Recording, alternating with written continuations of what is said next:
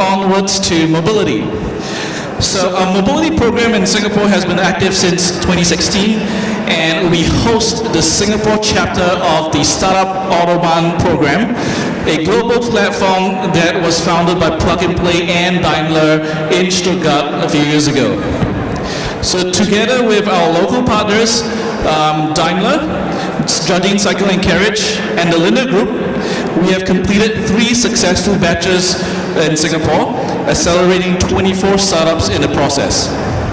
We will be starting batch 4 of our mobility program in August this year with an expanded scope, covering wider focus areas such as autonomous driving technologies, telematics, urban transportation solutions, etc. And some of these topics will be covered during our next panel. So for our first panel this afternoon, we have invited key industry professionals to share with you more on the transformation of the automotive industry in Asia. To join us on the stage, can we invite Haslam Preston, Regional Managing Director, Jardine Cycle and Carriage, Robert Tan, APAC Regional Head of Systems Engineering, Infineon Technologies, Chris Legg, Deputy Group Director, Land Transport Authority, Lina Augustina, Head of Corporate Strategy and New Business, PT Toyota Astra Motor. And to moderate this panel, we have Boko Kovacevic, COO of Microsoft Singapore. Can we give them a round of applause, please?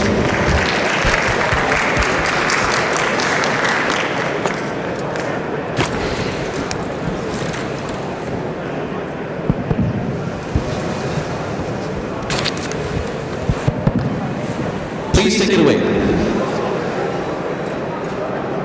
Good afternoon, everyone. As we were getting ready for this panel and we were kind of talking about the topics today, we hope we're going to get you excited about what we have in store. We were looking at the morning panel, and it was apparent that the morning panels weren't very diverse. Like, we had mostly males participating in the morning session, and we were like, mostly, no, all male. This doesn't look well, so hopefully the afternoon sessions are going to bring in that different perspective from kind of gender diversity, but we were also making a point around the age diversity, because usually when you look at the panels, and especially the industry expert, we're looking at the expertise, which is people who have 10 or 15 years in the industry, who are knowledgeable about the changes, but then the average age of the current consumers, as well as the people who are building the future, who are prototyping, who are building new technology, is in their mid-20s or late 20s, and that's the audience that also has to have a good share of voice. So with that, let's dig into the current panel. We've decided to talk about the transformation in the automotive industry because we're witnessing the massive transformation that's mostly led by 2 factors. One is the rising trend of pay per use, which is nothing new. I mean, we've seen this before in other industries, but I guess the automotive industry is mature, and with some of the disruptive platforms that came on board, we've seen that trend rising high in the automotive industry. The second one is the shift from a product-centric industry to a consumer and customer-centric industry. So that brings us to some of the key themes in the mobility and automotive industry, and I'm going to kickstart with the first one, which is a theme of mobility as a service. And the first one I would like to cover is the change in the way people travel contributed a lot to the rise of the mobility as a service trend. So why don't we start with Chris maybe and see, how do you feel about this trend of people changing the way they travel? So I think coming from the perspective as LTA, the Land Transport Authority, I think we're certainly very encouraged with how the the trend is really proceeding. Because I think it offers a lot of opportunities to commuters in how they can potentially travel in a far more seamless and convenient way than before. But I think if you look at it, there are a number of trends that actually are coalescing that has led us to this, what we see as mass today. I mean, one is, of course, really urbanization, because I think when you have more and more people moving into cities, they are really looking for new ways to travel. But of course, tied to that, I think you also see commuters, I think, really looking for new and different ways to travel compared to perhaps before. And this goes back, I think, to the point you mentioned earlier about how, when you look at the number of people here, how many of them in their 20s, how many of them are above, but a lot of these trends are actually being driven by young people who want to travel, on a more on-demand way, being able to book things through their smartphones. And this really wasn't available before. The technology that's been available for us when we're talking about mass is really more recent, with the advent of mobile technology, and also, I suppose, AI, being able to do that demand matching as well as the routing kind of algorithms that are needed really to enable, whether it's your ride-hailing vehicles to be able to move around in an optimal way, but also being able to, I suppose, connect all the different forms of mobility that we're talking about. So, I mean, it's really something that's very exciting, and I think certainly we in LT are looking forward to what mass may bring for Singapore, but I think certainly that's the case for other city authorities and governments as well.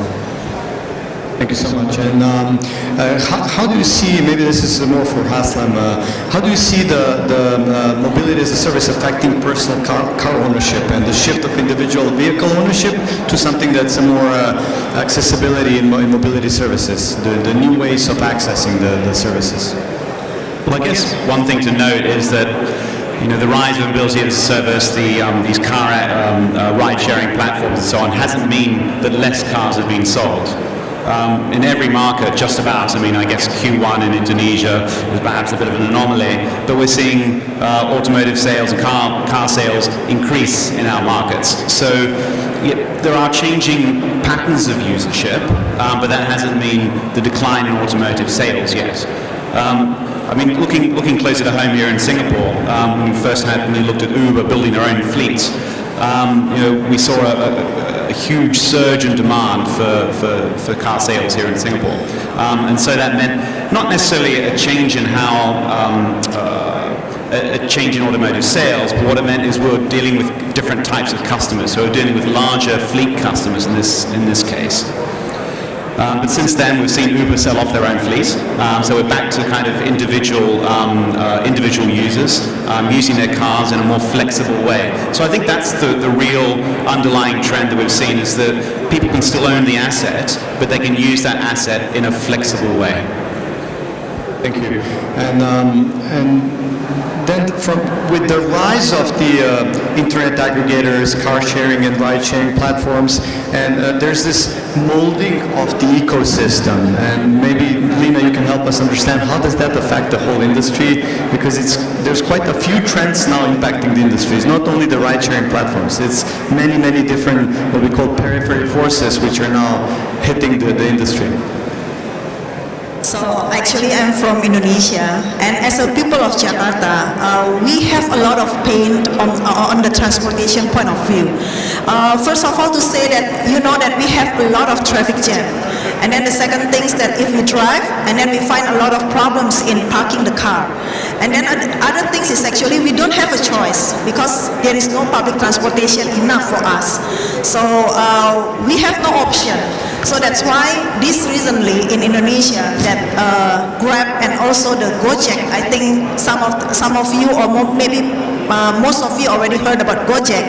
This is a very well accepted by the customers. But the other point is not only ride sharing, but car sharing is also available. But car sharing probably is still quite new in Indonesia, and it is not very popular yet. It's probably there is also so many pain in the car sharing business, which is actually already available in Indonesia. But if you talk out of that ride sharing and also car sharing, we also have another point, which is there is already available the bicycle sharing. So it's already available, but still a lot of pain still happen there. So if we are talking about ecosystem in Indonesia itself, it's not coming soon, I think, because which is now we have now is mainly is a ride sharing, and this ride sharing is actually very popular. Why I say that? We have a survey last year that this is coming from the independent survey that 62% of the car owners now is already less using their car. So they have a car, but they already started to use the ride sharing because it's very convenient and it is quite cheap, I think. And another 6%, even they already have the car, but they don't use the car at all. So they still have the car, it's just parked at the garage, but they never use it. This is 6% of the customers, but then as a safety point of view, they still have the car. Why? Because actually the ride sharing in Indonesia, we still have a lot of pain also. Because as you know, it's not as easy as the developed countries, which is the map is very good. In Indonesia, the map is not very good.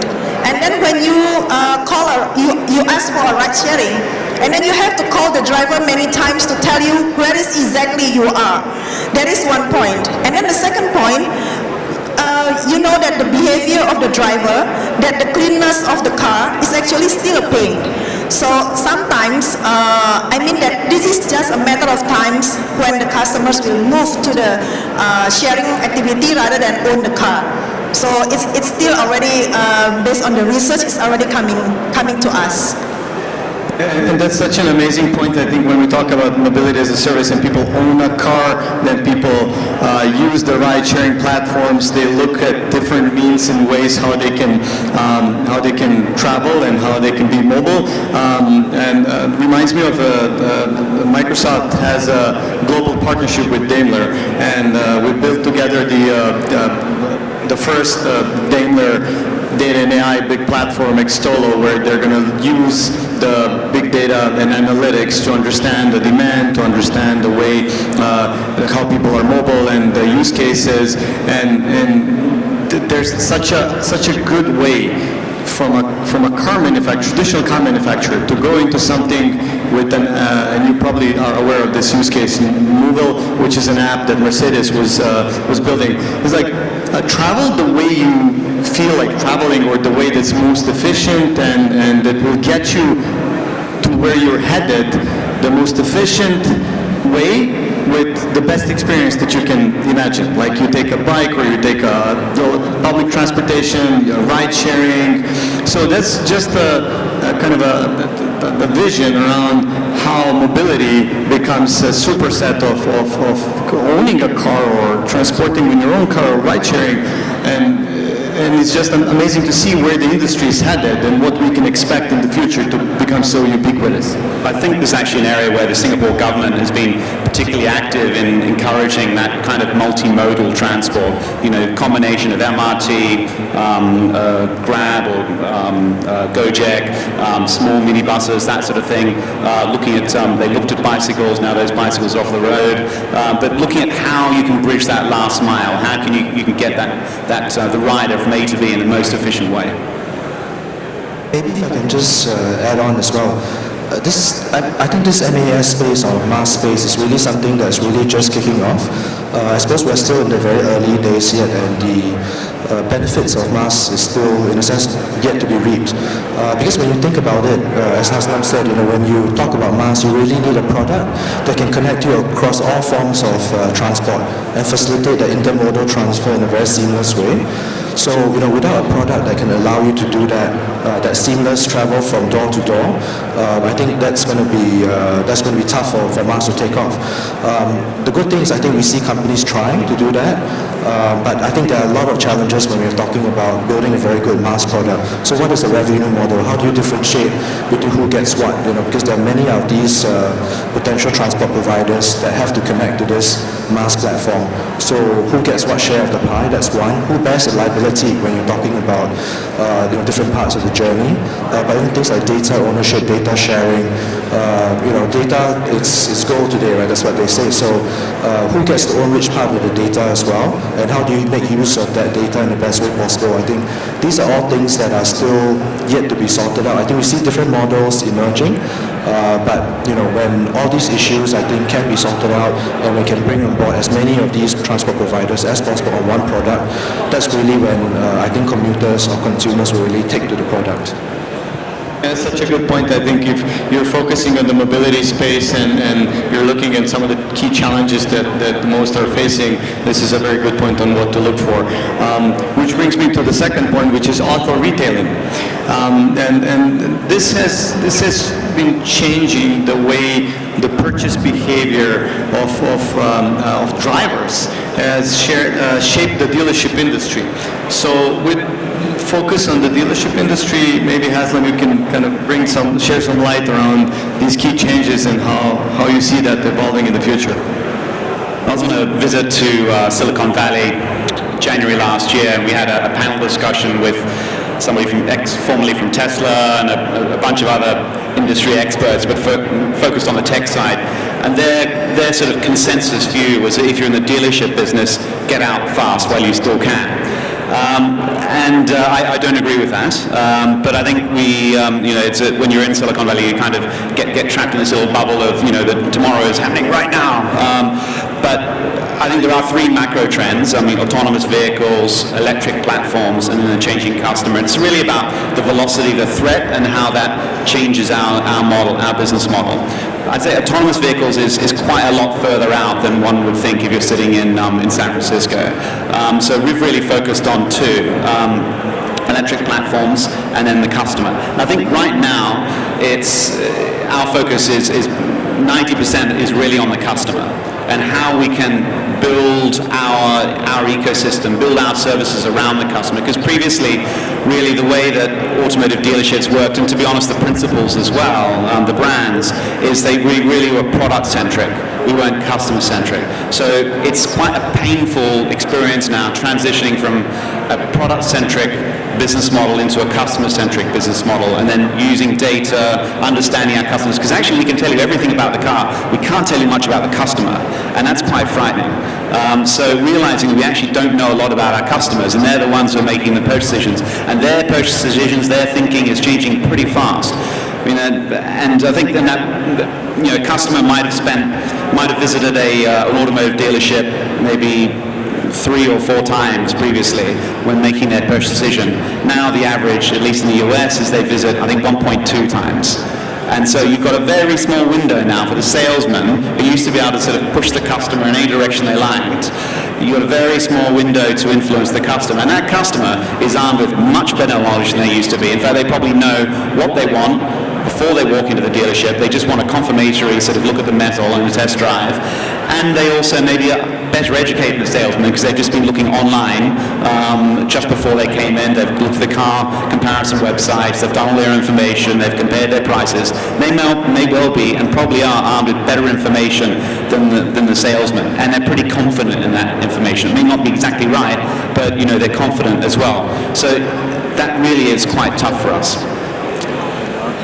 I think you mentioned here a couple of really, really good points, and that's the customer experience and then understanding the customer rather than understanding the product. And one of the key areas which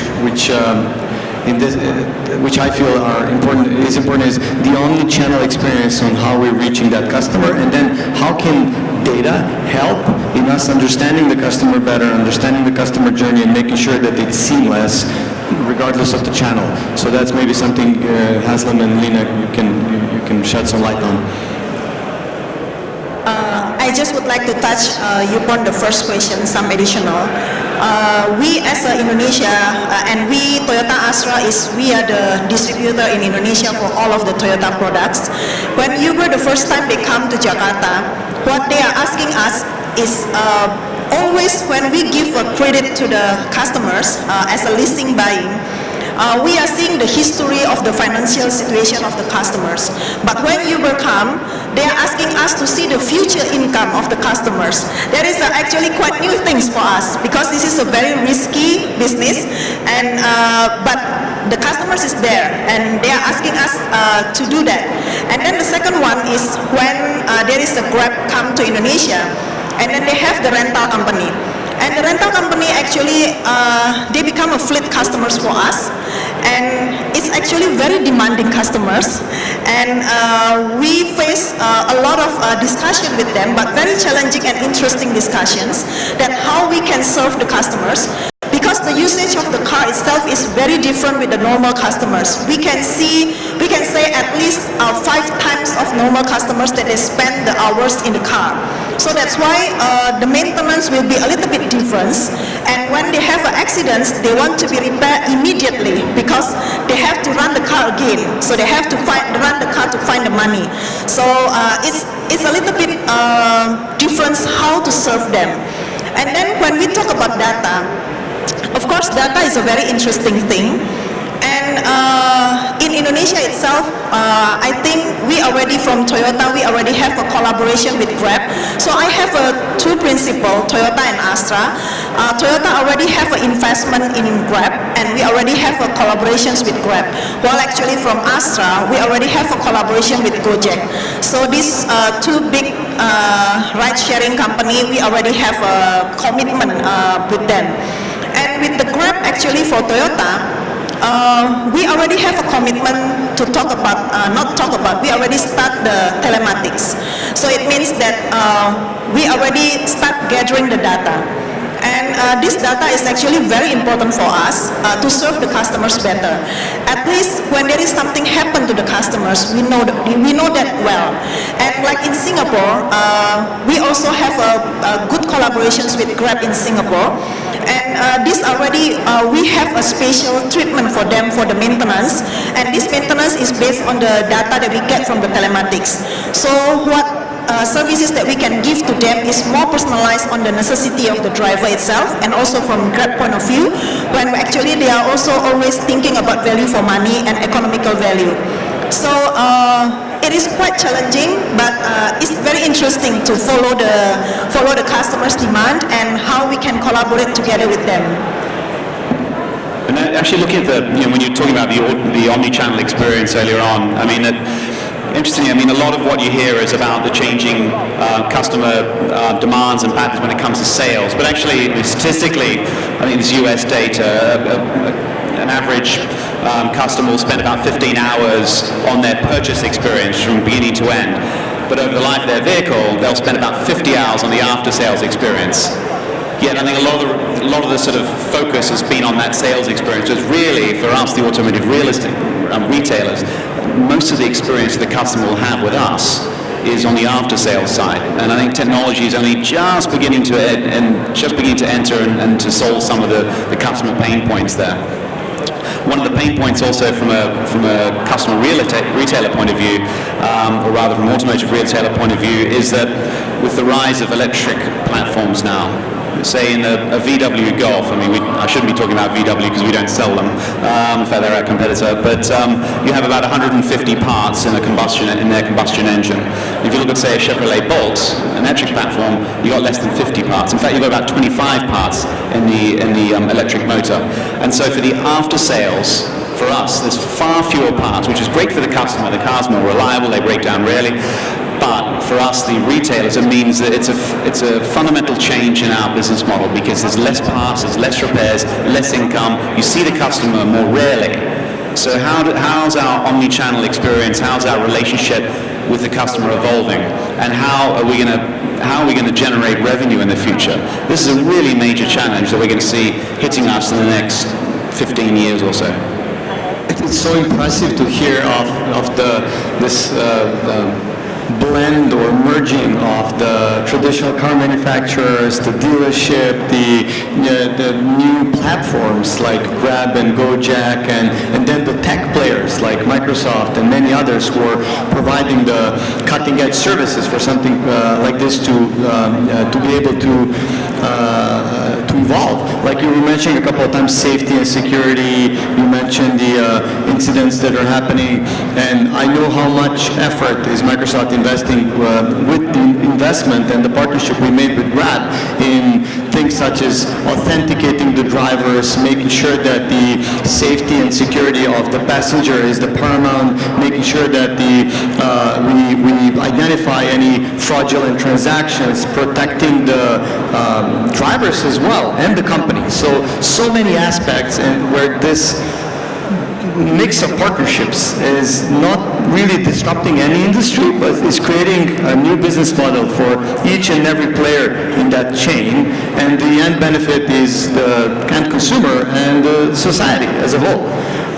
Which brings me to the next question, which is how will technology drive mass customization, like tailored digital advertisement, smart algorithm on dynamic pricing, recommendation engines. I know Microsoft from the back-end provider offers machine learning services, cognitive services, all of the services which will help provide a service like tailored, customized offer, deeply understanding what the customer wants, and recommending things which might not be apparent. So how do you see that change in the way we approach individual users? So you touched upon a very right comment that before, when we are doing business in automotive, customers' demand is actually almost the same. So we are more interested in terms of designing the right product for them. But current, the customers very different. They have a very different needs, and they have a very different expectations on the services itself. So when we talk about digital is actually the most powerful things about digital is we can track the customer journey and we can understand them well. Besides that, people always say that but there is about the confidentiality about our data. But unfortunately, when we give the data is available there, we can serve you better actually. We can know exactly what you want. We can know, we can have a tracking. Like the very simple things that I said that before in the marketing, when we put just a billboard, advertisement in the billboard, we never can evaluate that. We never even know how many people is looking at that. We don't even know whether, when they look at that, whether they understand about that or not. But in the digital, when we do it in the digital, we can track it. Whether they see it, whether they understand it, and then after that, whether they take actions. We can trace all of that. And it makes us better. It makes us better that in the future that we can make a more, personalized advertisement for you. So it is more interesting for you, and it is just touch upon what you need. So it's very interesting to see that. And when we talk about machine learning is not just helping us to know our customers better, but machine learning also help us to, make it more efficient in our operations, that we can depend on the machine to help us to make a forecast, and then make us a more efficient warehouse. And there is so many things that machine learning can help us to do. And it doesn't mean that when we use the machine learning, it doesn't mean that it replaces the people. When we always said that the disruption is only bad for the people who did not make a changes. They did not follow the disruption, or they do not make any difference. But it's still, if you make a difference and you try to be better, it's actually the disruption is giving you more opportunity. And we also face the same things, that in the beginning actually it's not easy, but currently that we can utilize all of the information and all of the data, that we can help us to more understand about the customers, and on the other side it's also more efficient in our operation. So this is very helpful for us actually. As anything on customizing the experience, when we talk about tailored offerings, proactive recommendations, how do we get better at that, like with the data sensitivity and all the things around how we safeguard the data, how we share the data? Well, Lena is my colleague, so I wouldn't want to contradict anything she says, but I mean, I think the only thing I'd add to that is that, it's essential we do leverage these technologies to have that sort of hyper-personalized experience for the customer on the one hand, and also to make sure that we understand our customers better, able to leverage our data, and provide that kind of a customer experience, that because we're being compared against we're not being compared against other car retailers. We are being compared against Amazon, we're being compared against Apple. That's the kind of experience that people want. And unless we are able to provide that kind of a high quality experience, customers are not going to be happy. And they will gravitate towards somewhere where they do get that kind of experience. So we need to leverage all these technologies to provide really that end user customer experience. I got a comment. As a customer, I've been driving for 30 years. My biggest put-off was having battery failures suddenly in my car park, and I have to call in the tow truck. And today, with connection to the server and data analytics, a lot of OEMs can do some predictive maintenance or failure prediction for any components, a lot of components with sensors and all that. So if you drive towards electromobility with large batteries, it's even more critical today to have understanding of your health and state of charge of your batteries. Because a battery failure is quite catastrophic in an EV or XEV compared to an engine combustion vehicle. So today, if you can predict failure on batteries or health of a battery using analytics, then I think this is a great value for the dealership. In fact, if the customer don't come to you, you have to tell the customer that there's going to be a potential failure in the battery and you need to change it or service it. Yeah. Which is a great the way for us to move into the third topic, and that's something that most of the audience will probably be very eager to hear about what the panel thinks, and that's autonomous vehicles. That's something that has been kind of talked through and presented as one of the most disruptive trends in the mobility space.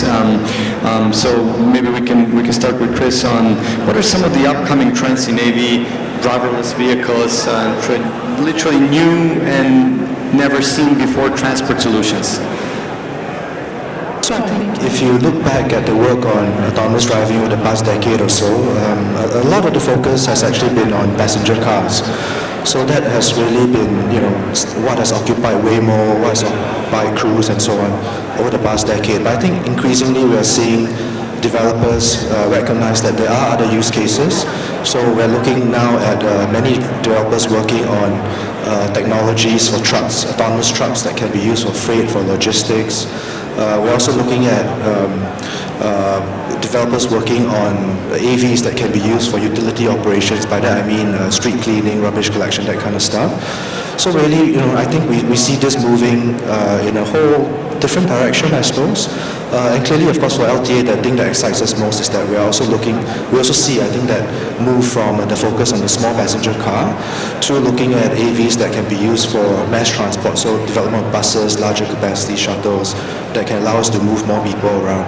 I think so that's one area if you look at the platform level.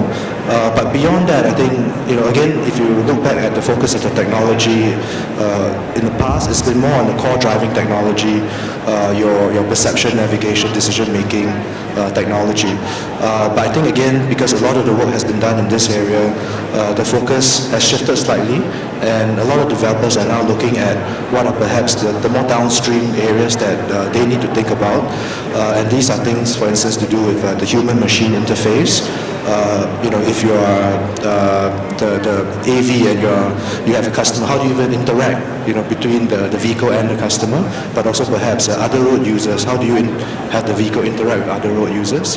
But even other areas like concept of operations, because I think now that the technology is moving along quite well, and developers are thinking about deployment, then things like how do you actually operate a fleet of hundreds of AVs, these are questions that they now are starting to think about. And I mean, even simple things like, obviously when we're talking about fleet operations, you need to set up a control center. How do you do that? And I think these are areas that have not quite been focused on in the past, but increasingly we see more and more people thinking about these things. Robert, upcoming trends in autonomous vehicles, what do you think about that? Yeah, there's two paths in these trends today. As Chris mentioned, initially people are focusing on the passenger vehicles, but more and more fleet managers are looking into this autonomous vehicles, mainly because of cost reduction, because they can reduce driver fatigue or even replace the driver eventually. But the biggest trend, I would say, is the realization from the developers that initially they were looking at using off-the-shelf components, PCs, and hooking them together to get the computing power. But eventually when they are going into production, they have to take care of the qualified components, automotive qualified components, because of high reliability requirement, functional safety, data security, and etc. So they are now thinking more and more towards these aspects because they are going into mass production phase or low volume production phase for the people like the Ubers and the Lyfts and all that. So they're changing their mindset in terms of the product selection and the development. I think it's critical. You mentioned around the safety and the level of safety and maybe environment awareness when we talk about autonomous vehicles. And I know that Microsoft has invested significant time in working with Daimler and many other car manufacturers in the R&D to help around use cases when we talk about an autonomous vehicle, understanding if on the road there's a ball or a piece of wood or is a child running, and based on the use case and based on that deep understanding, the vehicle would be performing in different ways, either making a hard stop and then potentially causing a car crash, or just running over a ball, not to endanger any of the other passengers as well as the other vehicles around. So I think there's so many factors here, which leads me to the question around what are some of your thoughts around level 2 and 3 driverless driving and the level 2, 3 autonomous vehicles. That's probably, I guess, the stage where we feel there's some attention needed for that technology to progress further. I think so clearly, when you're talking about autonomous vehicles that are, I suppose, fully autonomous, there's still some challenges to be worked out. I mean, the technology is progressing well, but I think the day when you have an AV that can operate in all traffic conditions, all weather conditions, I think that day is still not quite here yet. Because the technology itself, I think today, I suppose it can really operate in many conditions. So if you're talking about deployments in more confined areas, confined geofences like university campuses, suburban areas, even the highways actually, I think the technology perhaps is there or just about getting there. But if you're talking about city driving, all weather conditions, I think that they will be some time away still. So I think that's one layer of challenges when we are talking just about technology. But I think there are also broader issues if you're thinking about challenges. Because if you look at the deployment of an AV or an AV system, it's not just about technology alone, but what are some of the surrounding issues that need to be tackled?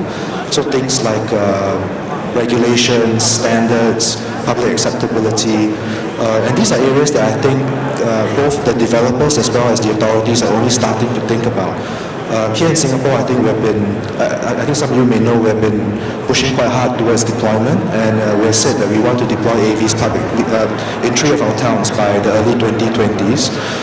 We were hoping for some standards to be there already, but when we looked around the world, actually, no one was actually talking about standards for the deployment AVs yet.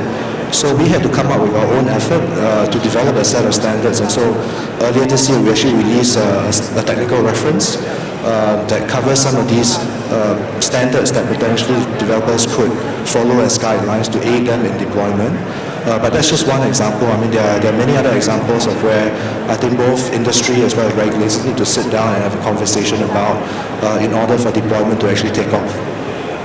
Actually, when you talk about the being amongst the first countries in the world, and just recently, this morning, I read that one of the Swiss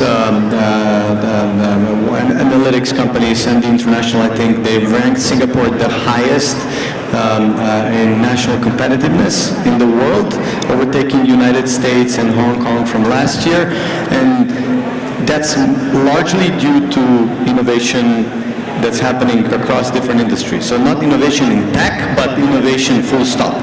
And when you're in that kind of space and when you're in a leading country, then there's no other country to look at and say, can we adopt some practices? You need to come up with that. Like, you need to look for policies, you need to look for practices, you need to figure out on your own. And maybe there's going to be a blend of what you pick up from others and what you come up with yourself, but it's a unique environment where you need to figure out how do you best allow that innovation to actually have real-life application versus just a lab environment application. I think notwithstanding the fact that Singapore government has put out a CFC for 2 new areas for autonomous vehicles, I think one is in Tengah and the other is in Punggol area. But I think within the next 5 years, to roll that out within the next 5 years. But I have to say there's sort of the technological challenges though between level 3, which Tesla claims to achieve, which is sort of hands off, and then level 4, which is eyes off, and level 5, which is what, brain off. I think that the technological challenges between level 3 and level 4 are huge. And I really don't think we're going to be seeing level 4 vehicles out there, eyes off, where the driver doesn't have to intervene for quite some time yet, unless it's in a very, very carefully regulated, very kind of like a gated community kind of effect. And level 3 is also, I think personally, extremely dangerous because the fact is that we're expecting the driver to intervene when you have a sort of a built-in delay in how, sort of brain to action, often at very short notice. And so, I don't think, having level 3 vehicles charging around the streets in Singapore with drivers sort of, texting and that sort of thing, I'm not sure this is desirable.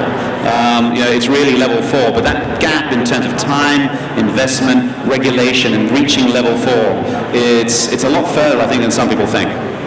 I think there's actually an ongoing debate right now between even the automotive industry about that move from level 2 to level 3 or even to level 4. And actually there are some schools, as I understand it, that are advocating that jump straight from level 2 to level 4 because, as you mentioned, level 3 there are certain risks, as we've seen in some of the accidents already, where can you really trust that a driver would take over when it's necessary? And some companies have taken a position actually that you can't. How do you expect someone who's reading a newspaper and suddenly the car tells you have to take over within 7 seconds? So I think some OEMs think that it's a challenge, and for these guys I think they're moving straight from level 2 to level 4. Others are obviously taking the other route. But maybe just on level 4, I think we're a little bit more optimistic, but as you rightly pointed out, we're really talking about level 4 in confined geofences. We're not talking about deployment across hundreds of kilometers of roads. But I think in certain confined environments, and this could even be entire towns, I think we have a shot. We're hoping at least that we have a shot at having that technology mature and being able to deploy at level 4. Perhaps I'm being a bit sort of depressive about it, but I think that difference between, say, a deterministic reasoning where you have a deterministic logic where you say to an aircraft, fly to 30,000 feet at 300 knots. That's pretty simple, but it's entirely different. There's a probabilistic reasoning that's required in kind of a level 4. I'll make a controversial statement because level 5, I think it's possible, but only on certain use case like parking. Okay, because parking is a very useful feature for drivers, especially in crowded cities.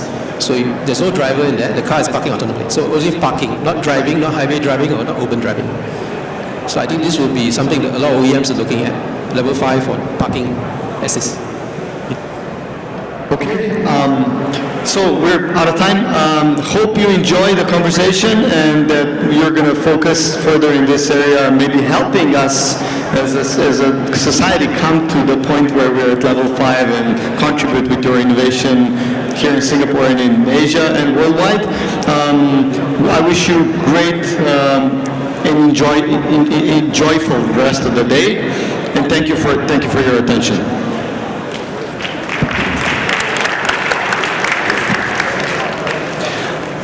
Thank you to our panelists. Can we give them a warmer round of applause, please?